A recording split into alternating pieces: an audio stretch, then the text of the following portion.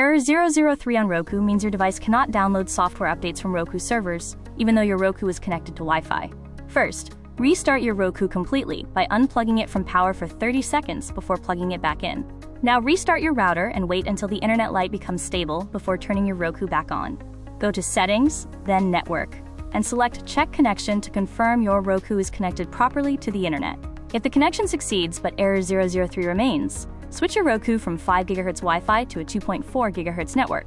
If error 003 still appears, change your router DNS to Google DNS 8.8.8.8 and 8.8.4.4.